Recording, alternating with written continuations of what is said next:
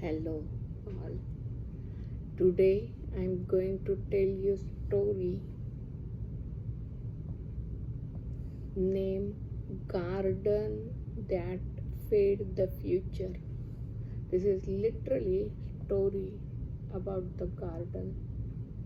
When Meera Desai was 15, she didn't know what the word sustainability meant, but she already lived it.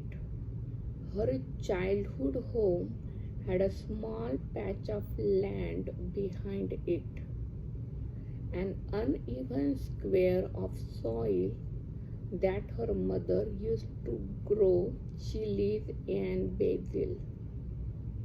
While her friends talked about malls and movies, Mira crouched by the dirt, mesmerized by the way seeds cracked open to find the sun.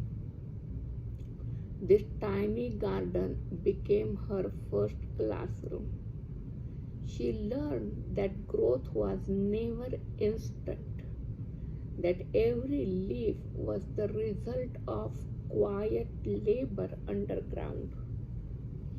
By her late 20s, life had shifted into something practical: marriage, children, bills, and long hours spent teaching math to teenagers who rolled their eyes at equations.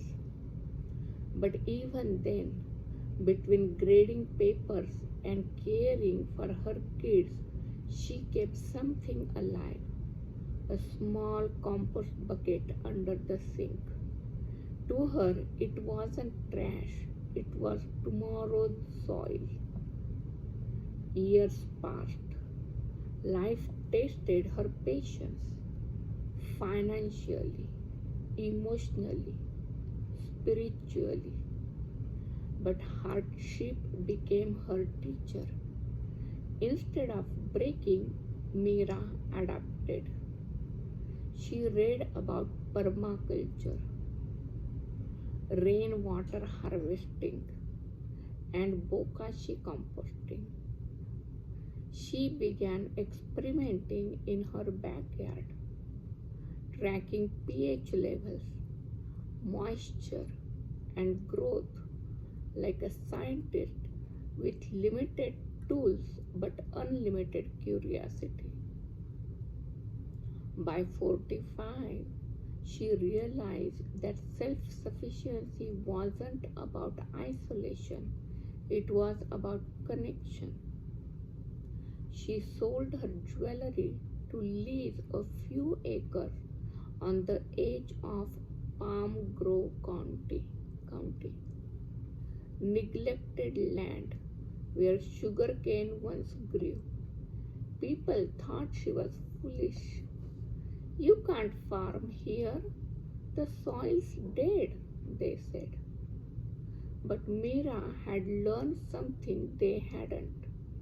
Nothing is truly dead if you know how to heal it.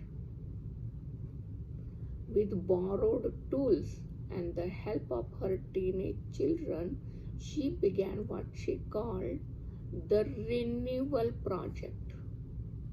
The first crops failed, the second barely survived, but the third sprouted thick and green after a season of homemade compost and endless care.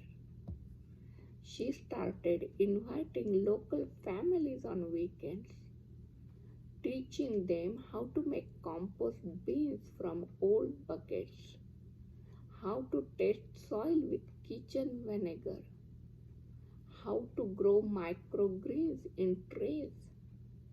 What began as a side hobby grew into a quiet community. Within 5 years, Renewal Acres became a small but thriving agro education site. Visitors came to pick vegetables, learn eco living, eat from the earth they help restore. schools brought students to learn science you can touch. Mira's favorite part was when children discovered that food didn't come from stores, it came from patience. In her 50s, she collaborated with local gardeners and teachers, introducing workshops on small compost sensors and weather tracking tools. Her ideas blended tradition with technology, using data not to dominate nature but to understand it better. When someone once asked what inspired her, she said simply, I wanted to grow something that didn't depend on permission. By her 60s, Mira had become quiet presence in her community. She helped neighboring farms adopt low waste systems and started a seed exchange to preserve regional plants endangered by commercial farming. Every spring, she hosted a small soil day, just a handful of families, tea, and gratitude for the land. By 75, Mira no longer did the heavy lifting, but her eyes still lit up every time a new seed sprouted. She would sit in her old wooden chair, straw hat tilted over her brow, and say to her grandchildren, everything you love will grow if you care for it, but you must keep showing up. Her days slowed into quiet rituals, morning tea, feeding the hens, watering the mint, reading under the shade of mango trees she had planted long ago. When she passed away one calm morning, it was gentle, as if she had only drifted into sleep. Her children and grandchildren burned her under the same mango tree, their tears mixing with the earth she had nurtured. There was no ceremony, no crowd, just family, silence, and wind moving through leaves. In the evenings that followed, her family gathered on the porch, watching the sunset the way she used to. Her daughter said softly, she built something that lasts, not the farm, but us. The garden kept growing, quietly, faithfully, as if carrying her love forward in every root and leaf. This is end of the story. Thank you for listening. I'm going to read another story now. The story's name is The Long Way Home. This is a story of the same character, Mira Desai, but it's written different with different tone. At 15, the story's name is Long Way Home.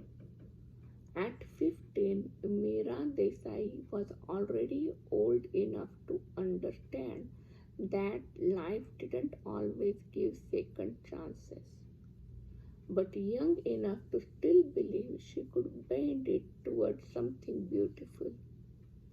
She grew up in a small town in a modest house where dreams felt too fragile to say aloud. Her father worked long hours. Her mother carried quiet sadness like an heirloom. And Mira, sharp eyed and curious, learned early that books and dirt were both ways to escape. In high school, she was the girl who asked too many questions, the one who stayed behind after science class to test her own experiments. She wanted to study biology, maybe environmental science, but her parents didn't understand. Good girls don't go that far, her mother said once, folding laundry.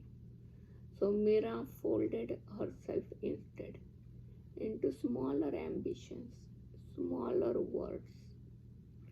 To listen more of this story, please watch the video titled The Long Way Home. Thank you.